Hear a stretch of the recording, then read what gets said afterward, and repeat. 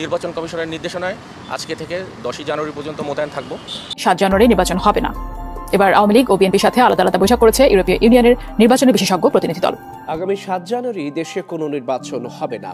Commission সবার কথা চিন্তা করে সমস্ত নির্বাচন স্থগিত ঘোষণা করেছে। নির্বাচন স্থগিত করেছে কমিশন। বিকালে গণমাধ্যমকে ইসির অতিরিক্ত সচিব অশোক কুমার দেবনাথ জানান, মুখোমুখি অবস্থানে রয়েছে আইন শৃঙ্খলা বাহিনী এবং খেলাফত মজলিসের নেতাকর্মীরা। দর্শক আপনারা দেখতে পাচ্ছেন পুলিশ সরকার নিষেধাজ্ঞা সরকার অবৈধ সরকার নিষেধাজ্ঞা সরকার আল্লাহ কথা বলা হবে আল্লাহ ধ্বংস করে আল্লাহ বিচার করবে।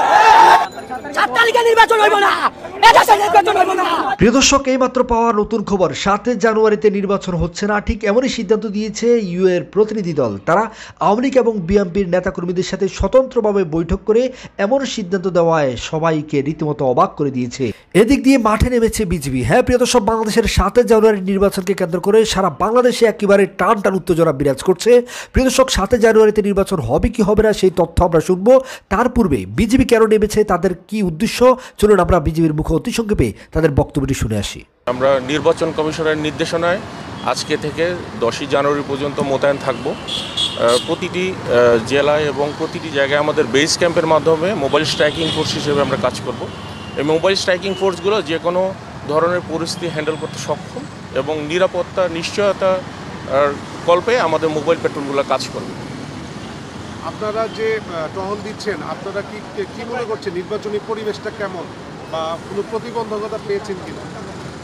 পূর্বে থেকেই কিছু ধরনের ঘটনা ঘটছিল, আপনারা দেখেছেন। কিছু জায়গায় ট্রেনে নাশকতা হয়েছে, বাসে আগুন দিয়েছে। বিজিবি সবসময় মোতায়েনের জন্য প্রস্তুত আছে এবং আজকের থেকে যেহেতু আমরা মোতায়েন সম্পূর্ণভাবে হয়েছি, দ্বাদশ সংসদ নির্বাচন উপলক্ষে নির্বাচন কমিশনের নির্দেশনায় আমরা মোবাইল স্ট্রাইকিং ফোর্স হিসাবে যে কোনো ধরনের পরিস্থিতি মোকাবেলা করার জন্য প্রস্তুত রয়েছে। এবং খেলাফত মজলিসের নেতাকর্মীরা, দর্শক আপনারা দেখতে পাচ্ছেন পুলিশ এবং খেলাফত মজলিসের নেতাকর্মীরা মুখোমুখি অবস্থানে রয়েছে। আজকে খেলাফত মজলিসের নেতাকর্মীরা নির্বাচন বাতিলের দাবিতে যে বিক্ষোভ কর্মসূচি করছে, এই বিক্ষোভ কর্মসূচি বাইতুল মোকাররমে পুলিশ আটকে দিয়েছে ব্যারিকেড দিয়ে এবং এই মুহূর্তে মুখোমুখি অবস্থানে তারা রয়েছে। সামনের দিকে মিছিল নিয়ে যাওয়ার চেষ্টা করছে নেতাকর্মীরা। খেলাফত মজলিসের নেতাকর্মীরা সামনের দিকে যাওয়ার চেষ্টা করছে, তবে পুলিশ সামনে ব্যারিকেড দিয়ে আটকে দিয়েছে, রাস্তা দিয়ে এই মুহূর্তে আটকে দিয়েছে। অবৈধ সরকার নিষেধাজ্ঞা সরকার অবৈধ সরকার নিষেধাজ্ঞা সরকার আল্লাহ কথা বলা হবে আল্লাহ ধ্বংস করে আল্লাহ বিচার করবে আল্লাহ ধ্বংস করে আল্লাহ কদম নাজিল করে নিষেধাজ্ঞা সরকার আল্লাহ কথা বলা। 7 জানুয়ারি নির্বাচন হবে না। এবার আওয়ামী লীগ ও বিএনপির সাথে আলাদা আলাদা বৈঠক করেছে ইউরোপীয় ইউনিয়নের নির্বাচনী বিশেষজ্ঞ প্রতিনিধি দল। নির্বাচনের 11 দিন আগে এই বৈঠক নিয়ে শুরু হয়েছে নতুন আলোচনা। বিস্তারিত মোহাম্মদ সোহাগ বিশ্বাসের রিপোর্টে। দ্বাদশ সংসদ নির্বাচন বয়কট করে আন্দোলনে থাকা বিএনপির সঙ্গে বৈঠক করেছে ঢাকায় সফররত ইউরোপীয় ইউনিয়নের নির্বাচন বিশেষজ্ঞ প্রতিনিধি দল। 27 ডিসেম্বর বিকেলে ভার্চুয়াল এই বৈঠক অনুষ্ঠিত হয়। বিএনপির স্থায়ী কমিটির সদস্য ডক্টর আব্দুল মঈন খানের নেতৃত্বে বৈঠকে দলের স্থায়ী কমিটির সদস্য নজরুল ইসলাম খান সহ 6 জন উপস্থিত ছিলেন। বিএনপির মিডিয়া সেলের সদস্য এই বৈঠকের তথ্য নিশ্চিত করেছেন। বৈঠকে ইইউ প্রতিনিধি দলকে নির্বাচন বয়কটের কারণ জানিয়েছে বিএনপি। দলটির নেতারা বলছেন, দলীয় সরকারের অধীনে কখনো অবাধ, সুষ্ঠু ও নিরপেক্ষ নির্বাচন সম্ভব নয়। 2014 ও 2018 সালের নির্বাচনে সেটি প্রমাণিত হয়েছে। সে কারণে তারা দ্বাদশ সংসদ নির্বাচনে অংশ নিচ্ছেন না। তারা আরও বলেন, মূলত বিরোধী দল নির্ধারণ করতেই একতরফা ভাগ বাটোয়ারার এই নির্বাচন করছে সরকার। বিদেশিদের চাপে নির্বাচনকে অংশগ্রহণমূলক দেখাতে প্রায় প্রতিটি আসনে নৌকার পাশাপাশি দলের লোকদের ডামি স্বতন্ত্র প্রার্থী হিসাবে দাঁড় করিয়েছে আওয়ামী লীগ। এর আগে দুপুর 12টায় সিলেট বিভাগীয় বিএনপির প্রতিনিধি দলের সঙ্গে বৈঠক করে ইউএর একটি প্রতিনিধি দল। সিলেটের স্থানীয় একটি হোটেলে এই বৈঠক অনুষ্ঠিত হয়। এতে সিলেট বিএনপির পক্ষ থেকে অংশ নেয় চেয়ারপারসনের উপদেষ্টা খন্দকার আব্দুল মুক্তাদির, সিলেট সিটি কর্পোরেশনের সাবেক মেয়র আরিফুল হক চৌধুরী ও সিলেট জেলা বিএনপির সভাপতি কায়ুম চৌধুরী। এছাড়াও গত 19 ডিসেম্বর চট্টগ্রাম বিভাগীয় বিএনপির সঙ্গে ভার্চুয়াল বৈঠক করেছে ইইউ প্রতিনিধি দল।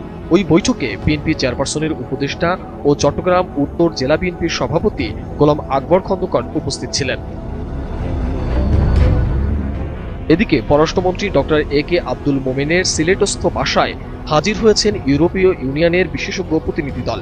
27 ডিসেম্বর সন্ধ্যায় পররাষ্ট্রমন্ত্রী সিলেটের বাসায় একান্ত বৈঠকে বসেছেন তারা। এসব বৈঠকে 7 জানুয়ারি নির্বাচনে কোনো প্রভাব ফেলবে কিনা তা নিয়ে রাজনৈতিক মহলে সৃষ্টি হয়েছে কৌতূহল। নেতারা বলেছেন, দলীয় সরকারের অধীনে কখনো অবাধ, সুষ্ঠু ও নিরপেক্ষ নির্বাচন সম্ভব নয়। 2014 ও 2018 সালের নির্বাচনে সেটা প্রমাণিত হয়েছে। সে কারণে তারা দ্বাদশ সংসদ নির্বাচনে অংশ নিচ্ছে না। তারা আরো অভিযোগ করে বলেন, সরকার যে বিরোধী দলবিহীন একতরফা নির্বাচনের দিকে যাচ্ছে সেটা কোনো নির্বাচন নয়, নির্বাচনের নামে একটা নাটক মঞ্চস্থ হতে যাচ্ছে। এ বিষয়ে তাদের কিছু তথ্য প্রমাণও দেওয়া হয়েছে। ইউ প্রতিনিধি দলকে বিএনপির নেতারা বলেন, 2014 ও 2018 সালের মতো এবারও আরেকটি সাজানো, পাতানো ও আসন ভাগাভাগির নির্বাচন হতে যাচ্ছে। যাকে ভোট দেওয়া হবে তিনি হয় নৌকার প্রার্থী, না হয় ডামি প্রার্থী, না হয় আওয়ামী লীগের বিদ্রোহী প্রার্থী। বিএনপি সহ বিরোধী দলগুলো একতরফা ভোট বর্জন করায় মূলত বিদেশিদের চাপে নির্বাচনকে অংশগ্রহণমূলক দেখাতে প্রায় প্রতিটি আসনে নৌকার পাশাপাশি দলের লোকদের এই ডামি স্বতন্ত্র প্রার্থী করেছে আওয়ামী লীগ। অভিযোগ করে বলেন, আগামী সংসদে বিরোধী দল নির্ধারণ করতেই একতরফা ভাগ বাটোয়ারার এই নির্বাচন করছে সরকার। কিন্তু জনগণ এই একতরফা নির্বাচন ইতোমধ্যে প্রত্যাখ্যান করেছে। সে কারণে ভোটারদের কেন্দ্রে আনতে বিভিন্নভাবে চাপ প্রয়োগ করা হচ্ছে বলেও ইউ প্রতিনিধি দলকে জানিয়েছে বিএনপি। এর আগে দুপুর 12টায় সিলেট বিভাগীয় বিএনপির প্রতিনিধি দলের সঙ্গে বৈঠক করে ইউ প্রতিনিধি দল। সিলেটের স্থানীয় একটি হোটেলে এই বৈঠক অনুষ্ঠিত হয়। এতে সিলেট বিএনপির পক্ষে অংশ নেন চেয়ারপারসনের উপদেষ্টা খন্দকার আব্দুল মুক্তাদির, আরিফুল হক চৌধুরী ও সিলেট জেলা বিএনপির সভাপতি কাইয়ুম চৌধুরী। এছাড়া গত 19 ডিসেম্বর ইউ প্রতিনিধি দল চট্টগ্রাম বিভাগীয় বিএনপির সঙ্গে ভার্চুয়াল বৈঠক করে। 2 ডিসেম্বর মঈন খানের নেতৃত্বে ইউ নির্বাচন বিশেষজ্ঞ প্রতিনিধি দলের সঙ্গে প্রথম বৈঠক হয় বিএনপির। আজকে বেশ কয়েকটি বিষয়ে আলোচনা করব। বাংলাদেশে আগামী দ্বাদশ জাতীয় সংসদ নির্বাচনকে ঘিরে যে নাটক হচ্ছে এটি ইতিমধ্যে আপনারা সকলেই জানেন। এই প্রেক্ষিতে পররাষ্ট্রমন্ত্রী বেশ কয়েকটি কথা বলেছেন। তিনি তার নিজ আসনে গতকালকে বৈঠক করেছেন ইউরোপীয় ইউনিয়ন থেকে যে বিশেষজ্ঞ দল এসছে তাদের সঙ্গে, এবং তাদের সঙ্গে বৈঠকে তিনি বলেছেন যে এমন নির্বাচন হবে যা দেখে দুনিয়ার সবাই শিখবে। এটাই হেডলাইন করেছে ডেইলি স্টার, প্রকাশিত হয়েছে 28 ডিসেম্বর 2023। এমন নির্বাচন করবে বাংলাদেশ যা দেখে দুনিয়ার সবাই শিখবে। সত্যি কথা বলেছেন তিনি, একেবারেই সত্যি কথা বলেছেন। সারা বিশ্বে এ ধরনের কোনো নির্বাচন হয়েছে এমন শোনা যায় না। এমনকি যেই মডেল এবার ফলো করা হচ্ছে বাংলাদেশে, চায়না মডেল কিংবা অনেকে বলছে কম্বোডিয়ান মডেল, এই দুটো দেশেও কিন্তু নিজ দলের প্রার্থীকে প্রতিদ্বন্দ্বী বা স্বতন্ত্র হিসেবে দাঁড় করিয়ে আওয়ামী লীগ বনাম আওয়ামী লীগ বা চায়না কমিউনিস্ট পার্টি বনাম চায়না কমিউনিস্ট পার্টির নির্বাচন খেলা, এটা কিন্তু সেই দেশগুলোতেও হয়নি।